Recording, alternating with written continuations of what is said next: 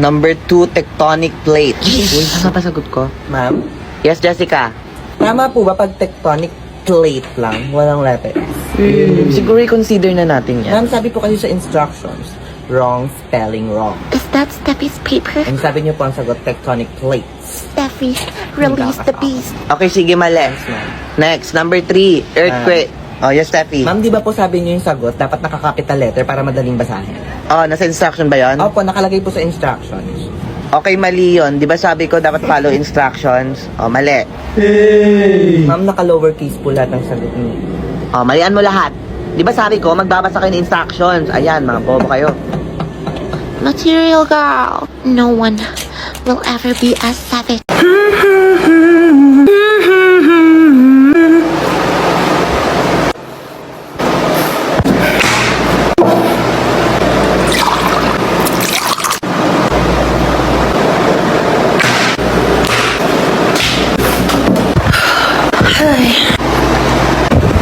Ano ba? Ano ba? Apple mo. Apple mo. Hindi ka nakakatuwa. Hindi ka nakakatuwa.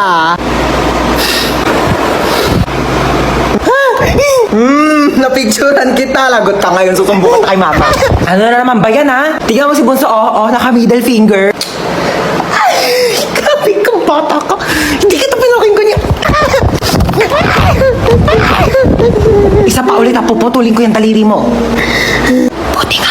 What's up mga chong? Ngayong araw, sinimulan kong unti-untiin ang pag-aayos ng mga gamit ko para sa aking munting palasyo. Aba syempre, may oras tayo. Sinusulit ko lang naman tong linggo dahil online class kami. Kaya kailangan i-go ang pwedeng i-go. Eh di go! Okay na to. At dahil nga unti-unti na ako naglilipat ng mga gamit, kailangan kong linisin yung ano. Yung ano? Basta, itong kwarto. Itong kwarto kasi na to, magiging studio ko rin siya. Studio? Oo, para dito na ako gumagawa ng mga content ko. Syempre, dahil kwarto nga rin siya, dito na rin ako matutulog. Pero bago ang lahat, kailangan ko muna tong linisin. Kaya naman tinanggal ko muna lahat ng gamit na nandito sa loob para mas madali natin siyang malilinis. Ako lang pala kasi hindi naman kayo kasama naman maglilinis naman. Pero bago natin simulan ang formal na paglilinis, sobrang okay. Kailangan muna nating uminom ng tubig kasi sobrang init naman ngayon. Parang di naman nag-grade yung araw na. At bukod na sa sobrang init na yung panahon, sobrang init na rin ng ulok sa mga butiking naninirahan dito sa kwarto. Grabe naman ang pag-uugali. Kala mo nabigyan ng karapatan para magdumi dito sa kwarto na to. Ito nga, inumpisahan ko na yung pagwawalis para mapagpag yung mga dumi nila. Tapos sinundan ko na ng pagpupunas dito sa mga alikabok naman. Paano namang hindi nag-grade 5? Alam niyo, sobrang nakaka-stress maglinis. Pero at the same time, nag-i-enjoy ka pa rin. Uy, sobrang arte mo na. Naiinis sa'yo. Go. Ayan, inayos ko na yung pwedeng ayusin dito sa loob. Okay na to. Alam niyo yung hindi okay? Itong bintana ko mga chong, sobrang dumi. Nakakairita tong mga butiki. Hindi porket mukha akong butiki, welcome na kayong mga butiki dito sa kwarto. In-invite ko ba kayo para magdumi dito? Eto nga't sobrang nahirapan ako sa mga tuyong dumi ng butiki. Kaya ay talaga, pakapagpag ko talaga naiinis. Ngayon alam ko na yung mga hirap ng mga nanay natin kapag naglilinis sila nung bata tayo talaga. Pagkatapos ko magpagpag ng mga kung ano-ano dito sa bahay, pinasundan ko na ng pagpupunas ng basang-basahan dito sa mga sulok-sulok dito para naman talaga matanggal yung alikabok. Grabe, parang puro na pala ako reklamo dito sa video na ito, no? Sige na, bukas na lang ulit. Okay na to. Ano ba kasing bibilhin mo, Nay? Hola, Rinola! Bili na sa dalaga! Dito sa akin makakamura ka! Bili na! Bili na! Doon tayo, makakamura daw. Ante! Dito na! Bili na! Meron kami lahat ng kailangan mo. Basta mura. Siyempre naman, murang-mura at bagong-bago. May cellphone ba kayo dyan? Naghanap kasi ako ng cellphone, yung mura lang sana. Ay, siyempre, madam, meron kami yan. Ayan, tamang-tama. Sige, pabili ako. 1.5 lang. 1.5? 1.5? Mura na, madam. Mura?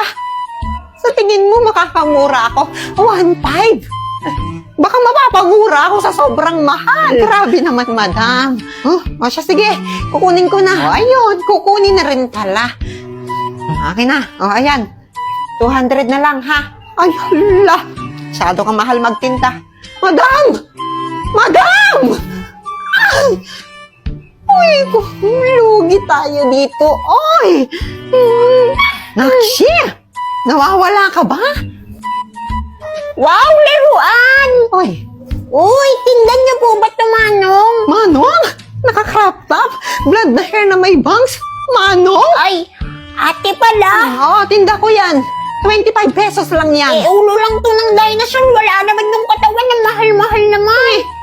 Mura na yan. Wala na po bang tawad to? So, sige, bawasan mo ng 5. Ayun! Ito po ate, dos! Hay! Bakit dos? Sabi niyo po bawas ng 5 eh. Marunong sa math? 25. So, 5. Babawasan mo ng 5. Dito po, parang di ka naman nag-grade 2 eh. Ay, oo nga. Hindi. Saan yung bata? Ayoko na magtinda.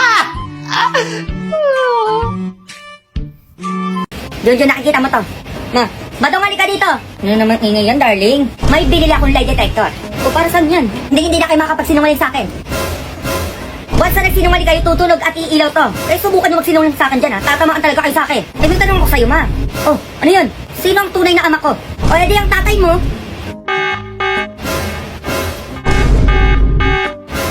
Anak, teka.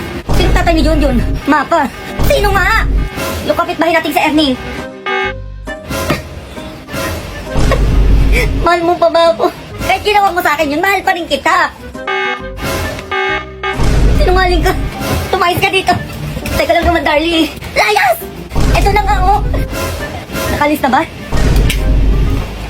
Buti na lang tumunog ka. Buti yari ako dun. Taligtas mo ako.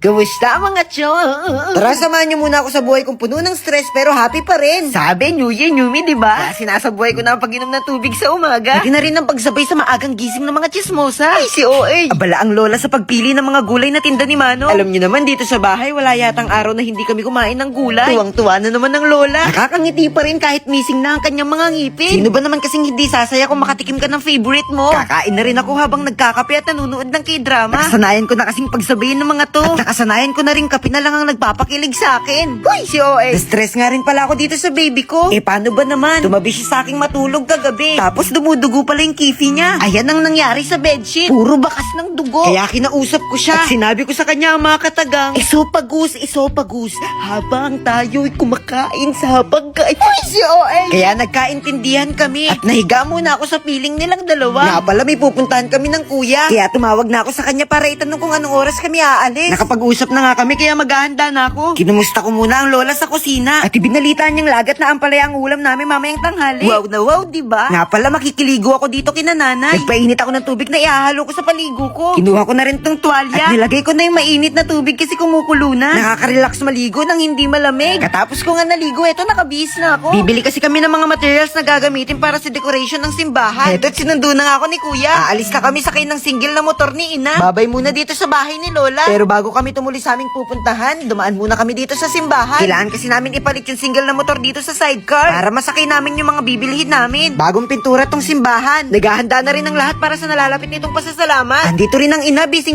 sa pag-aayos. Sinabi nga namin na ipapalit namin yung motor. Ayun, sige raw. Kaya umalis na rin kami agad para maagang makapunta sa bilihan at maaga na rin makauwi. Eto na't nakasakay na kami sa sidecar ni ina na tunog pog-pog. Ang ganda talaga dito sa amin. Tanaw na tanaw ang mga punot bukirin. Andito na kami sa kanto at nakipark na rin kami. Pero walang paalam. Uy, si OA. Naglakad na kami at sumakay na sa jeep. 2024 na pero nahiya pa rin ako mag-take ng video kapag nandito na ako. Matapos ng medyo mahaba-habang biyahe, bumaba na rin kami dito sa metro. Muntik na nga akong matumba dito kasi nahihilo ako. Nakatulog pa nga ako sa biyahe. Pero ayun, lakad ulit. At sumakay na kami ng tricycle para magpahatid sa aming pupuntahan. Oo nga pala, nasa Tarlac City kami ngayon. Dito lang kasi kami makakabili ng mga murang materials na gagamitin namin para sa decoration ng simbahan. Eto't bumaba na nga kami. Nandito kami ngayon sa right click para ipagawa yung logo para sa simbahan. Habang naghihintay ako dito, may tinuro si kuya. Sabi niya kaporma daw nito mga One Piece figures. Grabe, ang ganda nga. Katapos namin doon, nag-decide naman kami na kumain muna bago bumili ng mga materials. Kasi hindi na kami makakakain pagdala na yung mga yun. Pumunta muna kami dito sa 7-Eleven. At first time ko makakakain ng footlong nila dito. Hindi ko kasi afford to nung nasa high school pa lang ako. Si kuya na rin ang pinakuha ko kasi di naman ako marunong yan. At sabi ko nga, kuhanan niya rin ako ng donut. Kasi kahit kakakain ko lang, gutom na gutom pa rin ako. Tapos kumuha na rin kami dito ng panula. Matapos naming bayaran ng mga to, kumain na rin kami dito sa labas. Pero di na ako nagtik ng maraming video kasi nakakahiya. Tapos namin kumain, pumunta na rin kami dito sa bilihan. Bumili kami ng styro. Kasi dyan magkakaligrapi ang kuya. Bumili na rin kami dito ng mga pang-paint. Para iwas gumastos ng malaki. Kami na ang bibili at gagawa ng mga letter-letter para sa magiging backdrop ng simbahan. At taon-taon din namin tong ginagawa. Matapos namin bumili, aalis na rin kami agad. Medyo hassle na nga nito ang biyahe. Kasi dala na namin yung maraming styro. Sumakay ulit kami ng tricycle. At medyo traffic to. Sumakay na rin kami ng jeep. Pero sa sibat na kami sumakay. Para agad makaalis. Parang nirentahan nga namin tong jeep kasi kami lang dalawa ni kuya. Nagbayad na rin ako para hindi na tayo makikisuyo mamaya. Swerte les, hassle kami dito. Habang nagbabiyahe, may nakita kami nagbubuko. Gusto ko nga sana magbababa kaso hindi na pwede. Nandito na ulit kami sa kanto. Kababae, parang kinuha naman ako ng liwanag. Ako na nga pala ang magdadrive pa uwi. Ayoko kasing maghawak ng styro dun sa loob ng motor. Baka sabay kaming tangayin ng hangin. Uy, si OL. Kaya si kuya na lang sa loob. At umalis na nga kami pa uwi sa bahay. Oo nga pala, malalaman mong malapit ka na sa aming barangay kapag nasa delikado na ang iyong buhay. Uy, si OL. Sira kasi ang daanan dito malapit sa tulay. Gagraduate pa yata kami ng college nang hindi pa nagagawa to. Ito na nga't ligtas kaming nakauwi. Abangan nyo kung paano namin gagawin yung calligraphy. O siya, dyan na muna kayo. Tuloy ang buhay. Bye-bye!